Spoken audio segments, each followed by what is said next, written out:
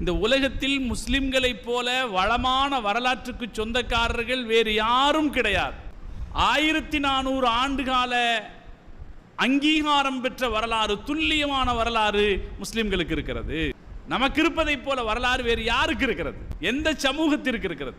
கதைகளை பலர் வைத்திருக்கலாம், காப்பியங்களை வைத்திருக்கலாம், ஆனால் வரலாற்றை அங்கீகரிக்கப்பட்ட ஆதாரபூர்வமான வரலாற்றை நம்மை போல வைத்திருக்கிற சமுதாயம் வேறு எந்த சமூகமும் கிடையாது. நான் அடிக்கடி சொல்வதுண்டு, நம்மை போல தரமான மனிதர்களை கொண்ட வரலாறு வேறு யாருக்கும் கிடையாது. நம்முடைய வரலாற்றில் பல்லாயிரக்கணக்கான சஹாபாக்கள் இருக்கிறார்கள், உலகத்தில் முதல் தரமான மனிதர்கள் இல்லையா?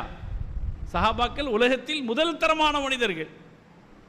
சஹாபாக்களை தொடர்ந்து வந்த தாபிகள், தப தாபிகள், அதற்கு பின்னால் வந்த இஸ்லாமிய வரலாறு ஒவ்வொரு பாகத்திலும் எத்தனை எத்தனை அற்புதமான மனிதர்களை சந்தித்திருக்கிறது. நம்முடைய நாட்டில் எத்தனை அற்புதமான மனிதர்கள் வாழ்ந்து மறைந்திருக்கிறார்கள். அவுரங்கசீப்பின் வரலாற்றை ஆசிரியர்கள் எழுதுகிற போது எல்லோரும் ஆச்சரியப்படுவார்கள். யுத்த களத்தில் யானையின் நிழலில் நின்று தொழுவாராம். யுத்த களத்தில் சுற்றி வாழ்க்கையில் போராடி கொண்டிருக்கிற போது யானையின் நிழலில் நின்று தொழுவார். இந்திய வரலாறு சொல்லுகிறது. நம்மை போல வரலாற்றில் மகத்தான மாணிக்கங்களாக திகழ்ந்த மனிதர்களை பெற்றுக்கொண்ட வரலாறு உலகத்தில் வேறு யாருக்கும் கிடையாது. மற்ற சமூகத்தினர்கள், நான் பெயர் சொல்லவில்லை, கதைகளை வைத்திருக்கிறார்கள், கற்பனை செய்திகளை வைத்திருக்கிறார்கள். நாம் தான் ஆதாரபூர்வமான வரலாறுகளை வைத்திருக்கிறோம். ஆண்கள் மாத்திரமல்ல, பெண்களும் முஸ்லிம் சமூகத்தின் வரலாற்றில் தனித்துவம் பெற்றவர்கள்.